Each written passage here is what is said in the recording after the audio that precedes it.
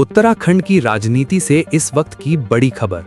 कांग्रेस नेता राहुल गांधी की 4 जून को अल्मोड़ा में होने वाली प्रस्तावित जनसभा को लेकर कांग्रेस ने अपनी पूरी ताकत झोंक दी है। इसी कड़ी में उत्तराखंड विधानसभा में नेता प्रतिपक्ष यशपाल आर्य आज बागेश्वर जिले के गरुड़ पहुंचे, जहां उन्होंने कांग्रेस कार्यकर्ताओं और आम जनता से अल्मोड़ा चलो अभियान में बढ़ चढ़कर भागीदारी करने का आह्वान किया। गरुड़ में आयोजित प्रेस वार्ता के दौरान यशपाल आर्य ने राहुल गांधी की जनसभा का विस्तृत रोड मैप साझा किया और दावा किया कि ये जनसभा उत्तराखंड की राजनीति में एक बड़ा संदेश देने वाली साबित होगी। उन्होंने कहा कि प्रदेश भर से हजारों कार्यकर्ता और समर्थक इस कार्यक्रम में शामिल होंगे। इस दौरान नेता प्रतिपक्ष ने भाजपा सरकार पर तीखा हमला बोलते हुए कहा कि प्रदेश में बेरोजगारी, महंगाई, पलायन और विकास कार्यों की धीमी रफ्तार जैसे मुद्दों पर जनता जवाब मांग रही है। उन्होंने आरोप लगाया कि सरकार जनहित के मुद्दों पर विफल रही है और जनता अब बदलाव का मन बना चुकी है। यशपाल आर्य ने कहा कि राहुल गांधी का उत्तराखंड दौरा केवल एक राजनीतिक कार्यक्रम नहीं, बल्कि प्रदेश की जनता की आवाज को बुलंद करने का अभियान है। उन्होंने कार्यकर्ताओं से घर घर पहुंचकर जनसभा को सफल बनाने और कांग्रेस की नीतियों को जन जन तक पहुंचाने का आह्वान किया। अब सबकी निगाहें 4 जून को अल्मोड़ा में होने वाली राहुल गांधी की जनसभा पर टिकी हैं, जिसे कांग्रेस आगामी चुनावों के लिए शक्ति प्रदर्शन के रूप में देख रही है। देखिए, पूरे देश की आवाज हमारे नेता, हम सब के नेता आदरणीय राहुल गांधी जी का 4 जून को की पवित्र भूमि में पदार्पण हो रहा है। वो एक ऐतिहासिक रैली को संबोधित करने जा रहे हैं और निश्चित रूप से कांग्रेस जनों में, कांग्रेस कार्यकर्ताओं में और कांग्रेस के सभी साथियों में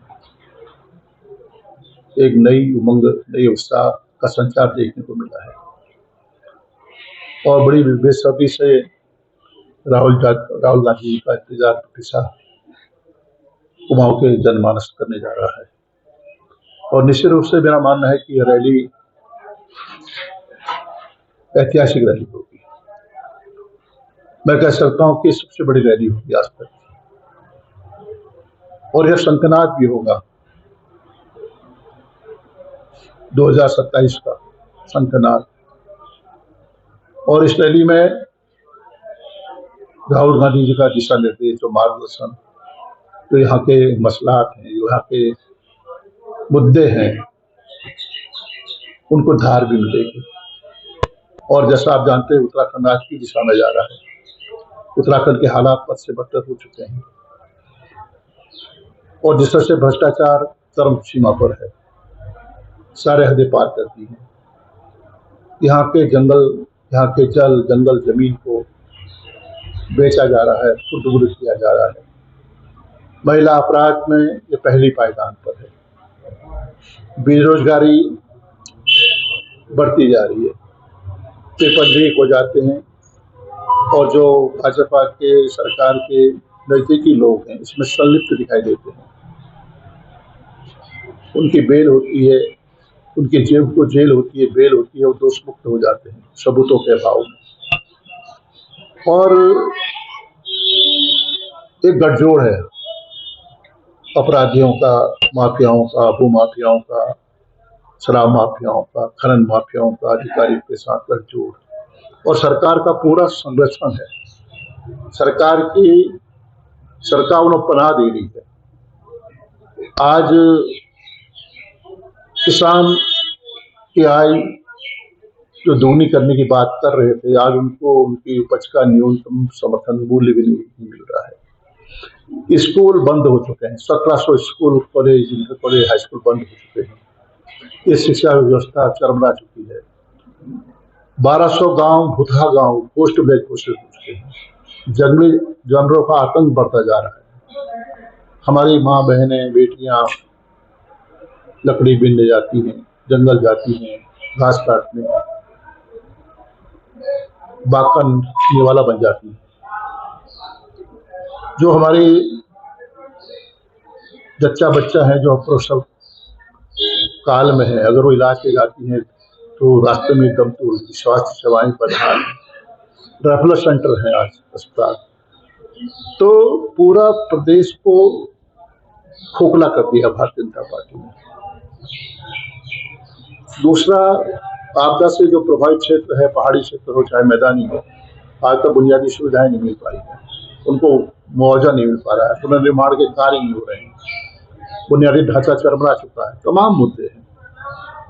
इन मुद्दों को लेकर हमने लगातार आवाज उठाई है, सदन में बोले, आवाज उठाई है, सड़कों पर हम खुलकर बोले हैं। ये हमारी जिम्मेदारी है, हम प्रतिपक्ष में है और हमारा निश्चित रूप से इस आवाज को हमारे नेता आदरणीय राहुल गांधी जी जो निर्देश देंगे, जो उनका संबोधन होगा, उससे हम प्रेरणा लेकर 2027 को जो लक्ष्य है हमारा, मतलब मकसद हमारा सरकार बनाना ही नहीं है, सरकार को बदलना बहुत जरूरी है। सरकार जिस तरह का सरकार का है, जिस तरह से उत्तराखंड आज हर क्षेत्र में पिछड़ रहा है, उसके लिए भाजपा को सत्ता से बेदखल करना जरूरी बन जाता है। हम इस ऐतिहासिक रैली के माध्यम से जनमानस को, जनता को, माताओं को, बहनों को, बुजुर्गों को, नौजवानों को, मातृशक्ति को, हर वर्ग, समुदाय, धर्म के, मजहब की दीवारों को तोड़ते हुए हम चाहते हैं कि आइए कांग्रेस के साथ खड़े रहें।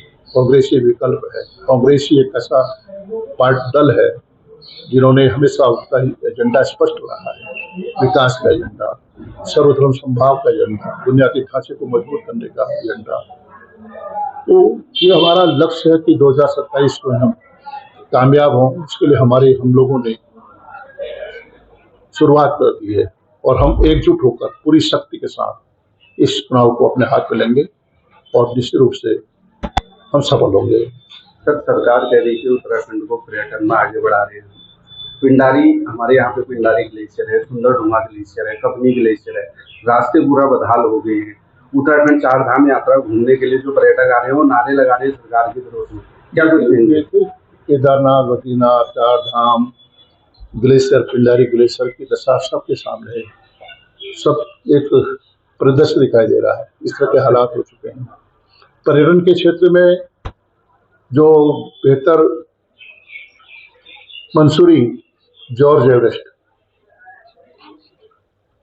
पर्यटन विभाग की जमीन, उसमें नाबार्ड से 23 करोड़ रुपया लोन लेती है उत्तराखंड पर्यटन विभाग, उसके रखरखाव के, उसके मेंटेनेंस के लिए, उसको सुरक्षित करने के लिए, उसके समतलीकरण के लिए। और उसके बाद उस जमीन को, जिसमें 23 करोड़ का लोन है, उस जमीन को लाला रामदेव को, बालकृष्ण को 15 साल के लिए लीज पर दे दी थी और 1 करोड़ रुपया प्रति वर्ष लीज पर दिया जाता है 15 साल के लिए। और उसका बाजार मूल्य 30,000 करोड़ रुपया है उस जमीन का।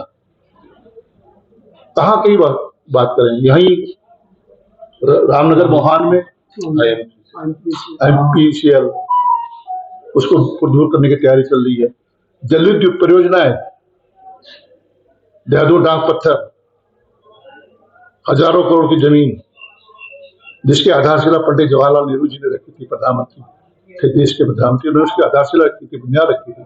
आज भी वहाँ किसान हमसे मिलने आए थे और पहले हमने पंडित जवाहरलाल नेहरू जी देश के प्रधानमंत्री से हमारे पास आए और हमने उनके कहने पर जमीन दी। आज गुजरात के उद्योगपति को पौड़ियों के धाम पर जमीन भेज दी जा रही है। तो हमारा जो कहना है कि जमीनों को खुर्द-बुर्द किया जा रहा है, जंगल काटे, अंधाधुंध जंगल कट रहे हैं, नदियां खोदी जा रही हैं, पर्यावरण के प्रति सरकार असंवेदनशील है, तमाम मुद्दे हैं। और हमारा स्पष्ट कहना है कि हम उन मुद्दों को, जो बुनियादी मुद्दे हैं, जो जनता से जुड़े मुद्दे हैं, उन मुद्दों को अपने चुनाव घोषणा पत्र में शामिल करेंगे और जनता की राय लेंगे। एक ऐसा चुनाव घोषणा पत्र बनाएंगे जो जनता का चुनाव घोषणा पत्र होगा।